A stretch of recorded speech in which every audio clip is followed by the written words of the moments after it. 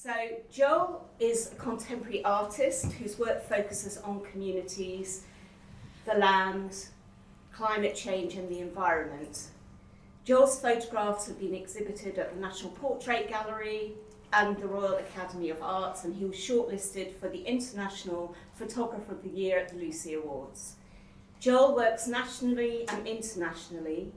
His work considers landscapes and people who inhabit them, revealing this complex relationship through a combination of intimate detail and sweeping panorama. And his work that's exhibited in the exhibition is Jake on the Moors from the series Listen to Your Song. Over to you, Joel, and there will be possibly time for a few questions afterwards, so do feel free to ask questions at the end. Cool. Thanks for the introduction, Carolyn. I'll try and live up to some of that. Thanks everyone for coming as well and listening to me ramble on for 20 or 30 minutes. I think Carolyn might have stolen a bit of what I was going to say at the start, but it's fine.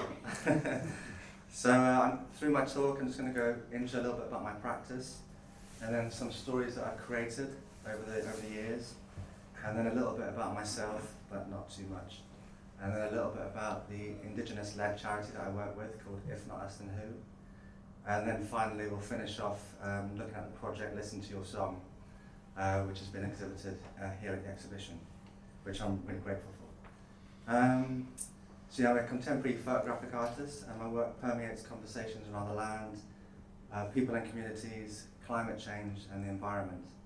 I would describe my work as hopeful and quiet, with a considered aesthetic. I'm UK based, but I've been really fortunate over the last sort of 15, 20 years perhaps, to work on a number of stories further afield. So I've travelled a lot with my photography as well.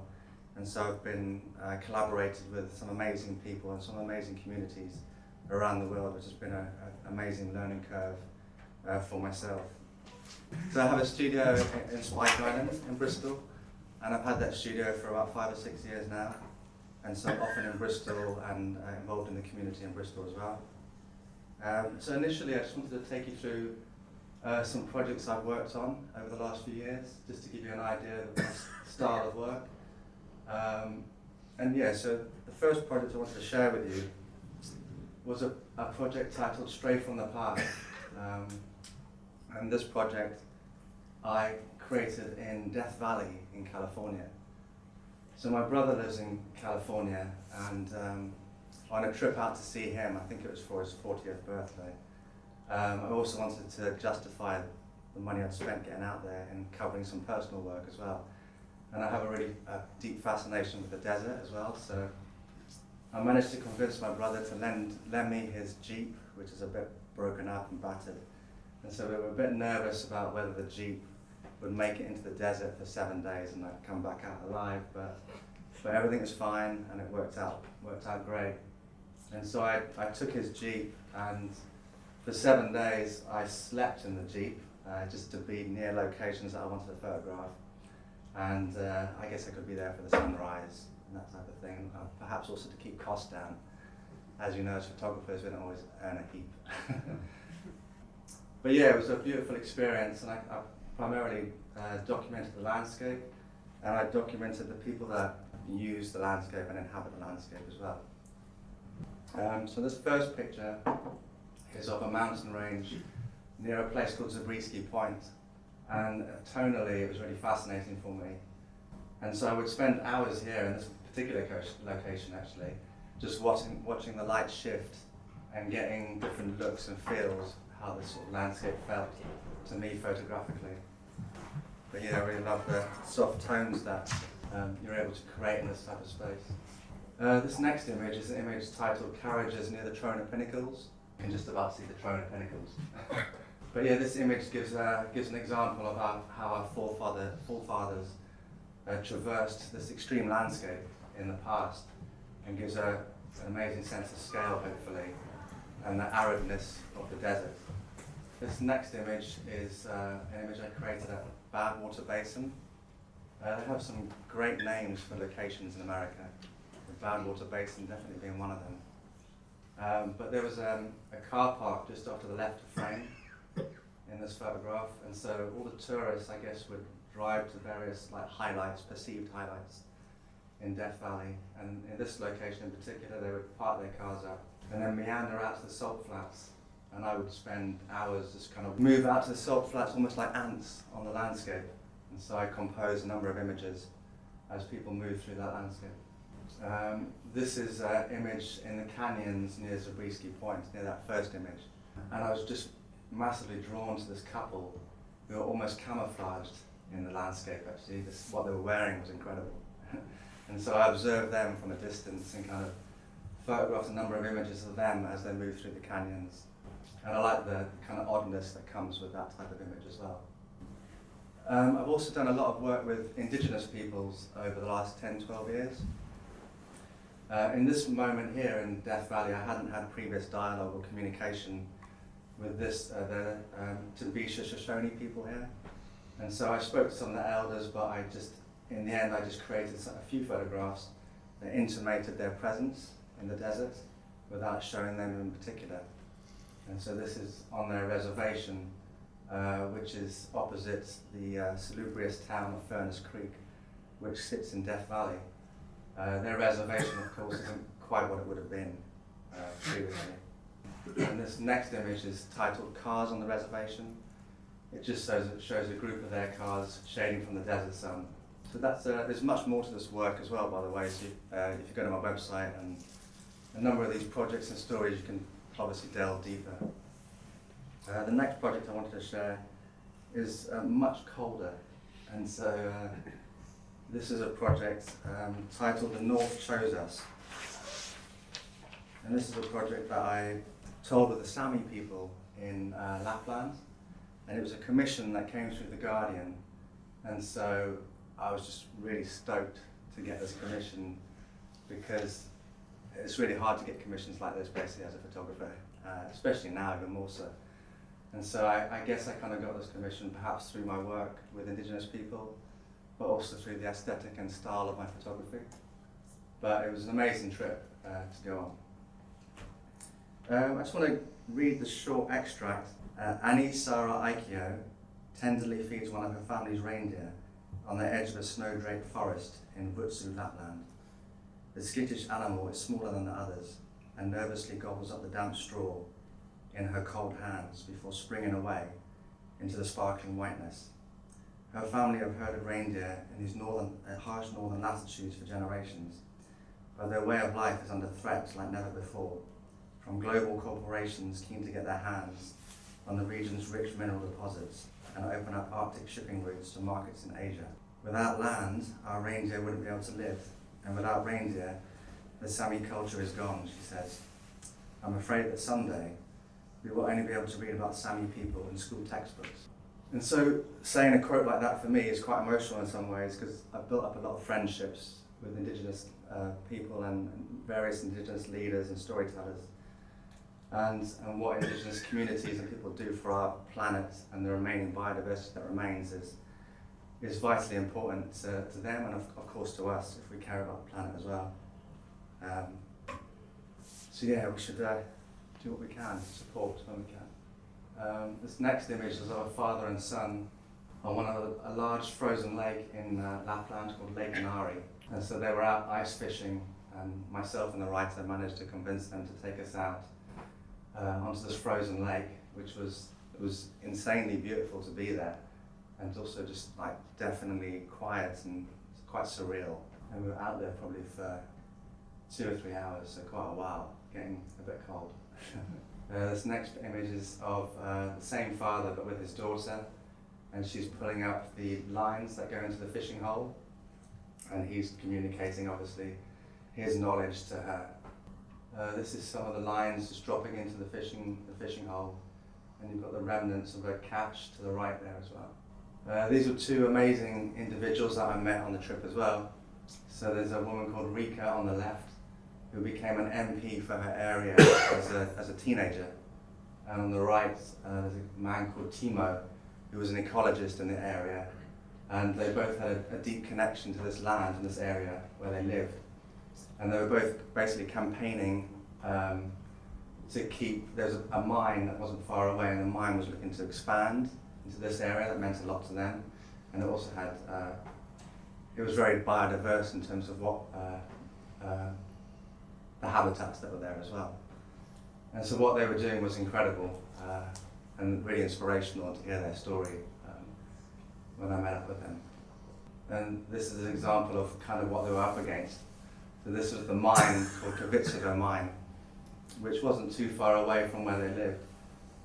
And these mines are basically a huge scar on the landscape and have a huge impact on the migratory patterns of the reindeer. And for example, just to give you a sense of scale, that truck that's going up the road there must be about 50 or 60 foot in height, that truck. So these mines are absolutely massive. And that image, and the next image is almost the opposite of that really. When things are kept pristine and when they're stewarded carefully by the Sami people, it's the reindeer in locations not far from where that mine exists. So the next project I wanted to share with you was a project titled Being in Beira, and this was a story I covered much more, but these were some portraits that I created in the Darien province in Panama, and I'm just going to read you this short extract from the project just to give you a sense of the story. So, children who attended education had until recently not been given the opportunity to study their own ancestry and traditions, and were steered towards a Panamanian education, to the neglect of their own indigenous history and culture. This included being unable to communicate in Imbira within the school environment, and this filtered into many aspects of public life for the Imbira as well. So these images were created in a village called El Celto, and this community were affected by these decisions of identity. And so I created these images against this plain backdrop wall. I think I wanted the viewer to kind of focus on their individuality and then perhaps their collective regalia as well that they kind of wear. You can also see on some of the images they've got these tattoos that they apply from the Juniper americana fruit, and these tattoos are then a degree of fading, or they're quite vivid because they're applied at various rituals and ceremonies through the year. So you see a sense of those as well. And so yeah, with these images, I guess my intention was to give minimal direction apart from just giving a spot for them to stand. And so it's amazing the kind of different poses that people strike up and when you take a portrait like this, a series of portraits. But I think they work well as a series together, hopefully. This one is a project a little bit closer to home at last. So this is on the west coast of Scotland, and it's a project titled The Song of the Owl. So that the title of The Song of the Owl was inspired from a poem I read, which talks about the haunting expression of unity existing between land, people, and all living creatures, nature and culture. And the Gaelic word for this is Duchas. I'll just tell you a bit more about this place now. So Kilfinnan Community Forest on the Cowal Peninsula in Argyll and Bute promotes two models of land reform, which are being used to repeople the land. Community land ownership and woodland crops, or tenancies, for people who commit to replant and manage the forest. Nestled alongside the coastal village of Tynabrewich, Kilfinnan Community Forest is working to transition a monoculture plantation to biodiverse native woodland, whilst also bringing people more actively into the landscape. This story shares with us some of the community that live here, and also some of their hopes and dreams.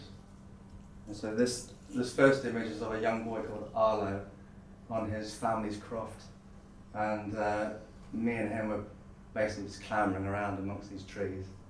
And so I created this photograph of him in the time we were together. This is an image of a guy called Bambi. I think his real name was Michael, but Bambi suited him quite well. But his knowledge of the land ran really deep, actually. And so I spent a lot of time with him, and we went off foraging together, collected these mushrooms, but collected many other things as well. Foraging is like an interest of mine too, so I learned quite a lot from him in the time together. And this is him again, he's coppicing some hazel to use as building material on his land.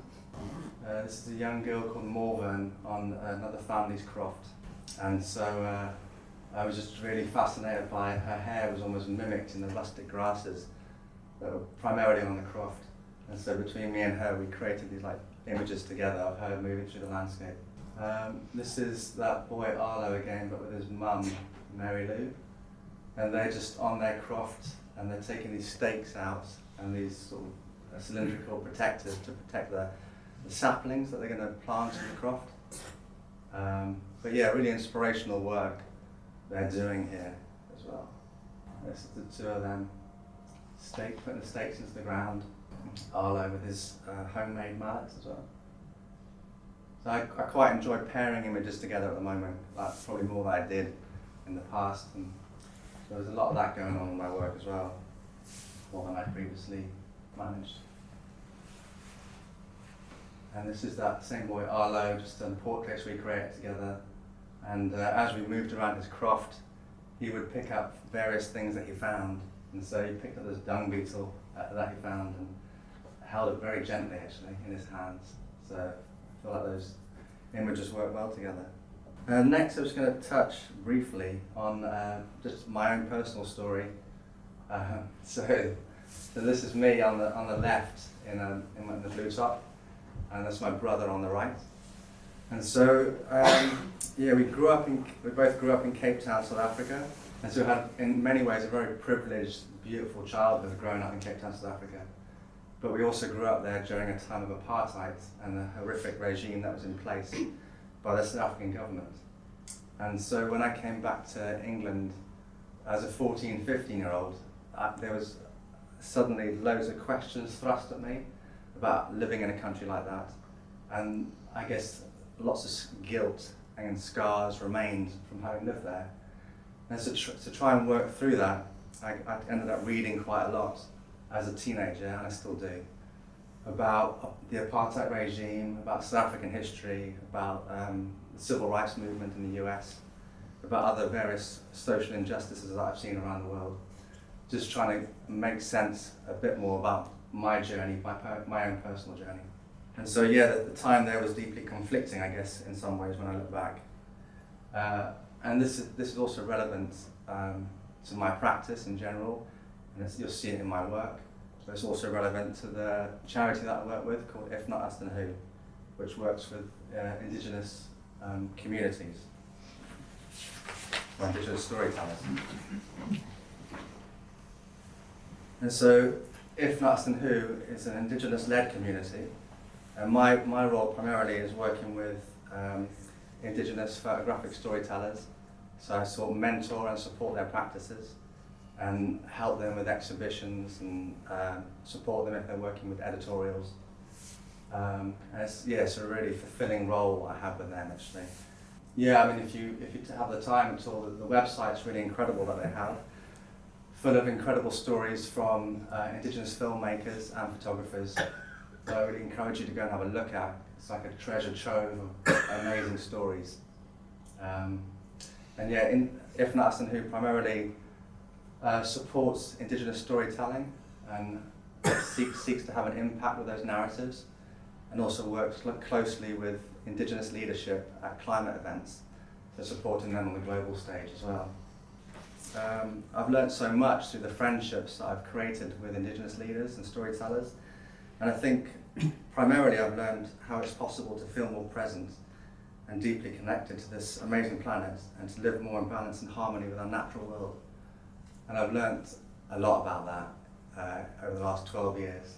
I think I was partially that way inclined, but spending time with these Indigenous leaders and communities has taught me so much more than I thought I knew prior to that. And I think a lot of that is conveyed perhaps in some of my work, but it's particularly conveyed in this project, I think, with my kids. This is a project titled Listen to Your Song, and it's about, I guess, the time that we spend together in the natural world as a family. And so initially I didn't really set out to do a project because it was my kids, I guess, but I would just take my film camera, my Mamiya 7 with me, out on trips to natural settings, and sometimes I wouldn't take any photographs at all because they didn't really present themselves. They didn't feel right. At other times I'll just take maybe 1 or 2 frames. And then after a period of like 2 years, I had, I guess, a collection of images that I thought, well, maybe I can do something a bit more with this, and maybe I can show it. And my children were happy with me to do that as well, so seemingly. And so this is what I'm sharing with you today. I was going to read this short text, which I think helps to say a bit about the story. So, listen to your song is a quiet and meditative body of work that permeates conversations around childhood, our presence in nature, nurturing in dreams. The work weaves a path through the natural world accompanied by 2 brothers. We hear the playful whispers of their childhood. We witness the lapping of waves on the quiet shoreline. Leaves and tall grasses rustle in the breeze, whilst fresh footprints are imprinted on the land as new trails and adventures are sought. And interconnectedness pervades as we witness time spent in these natural environments, including moments of awe and wonder. We breathe in unison alongside an atmosphere of youthful curiosity and intimacy. Yeah, I think as well, like with children, if they're introduced to the natural world at a young age, you really see it with kids, how they're really present in these natural environments, especially if you don't rush them. And so you can learn a lot from observing how kids are in these spaces. I think sometimes we lose that a little bit as adults. But this is my youngest son, Jake, and so he's just walking across the moors on a windy day. And this is the exhibition, this is the image, in the exhibition upstairs as well. This is Jake again. So this was, we went camping, we went out in the car, and we slept a night in the car in Exmoor. I'm getting a reputation for sleeping in my car here. But we slept the night in the car, and the next morning we had breakfast near the spot, and Jake was just collecting pine cones under the tree there and just sort of seeing the morning sunrise. And so, yeah, just managed to create that quiet image of him in that moment. This is the 2 of them, so sometimes we go on long walks together, and we'd pack a picnic perhaps, and maybe they'd pack some books as well for some reason, I don't know why. But the walks were quite long, I guess, and so we'd sometimes halfway through a long walk, we'd stop and they'd sit and read together for a bit. And so this was an image from those moments. This is, I think it was perhaps on a camping trip actually, but Jake's doing a bit of his wild swimming there, like a fish wallowing in the water. This is him again in the woods. I think it was after a swim. This is one of the first shots I created actually, which inspired me to kind of go on and create more work with my children as well. This is at Branscombe, where the last image was as well actually, just looking out to the water. This is Jake in his own space on the beach, just kind of collecting pebbles. This is the 2 of them looking out to the water. I was going to say, I think on a lot of our trips, like on these types of trips in particular to the beach, we'd often be there for a long time, like probably most of the day, and sometimes into the evening as well. So we'd be there as a family in the daytime, and then we'd watch the sunset, and then we'd watch the moon rise as well, and we'd build a big fire on the beach. And so I think when you spend a long period of time, or a good length of time in these moments, these spaces, you end up with these quieter moments sometimes. And it was these quieter moments that I was hoping to capture of their childhood and of their moments together. And then finally, this is an image on a swim at dusk really, I think it was. And so that's Noah, my eldest, in the water. And I just really love how gentle it feels, the way he's kind of got his hands in the water and his hair falling down, like cascading down the side of his face. And it almost feels like a dress to me, the way the wave kind of goes out from his waist. But yeah, primarily that's the project I wanted to share with you, and there's much more of this on my website, so you can dive deeper into it. And I think that's almost my time up, so thank you very much.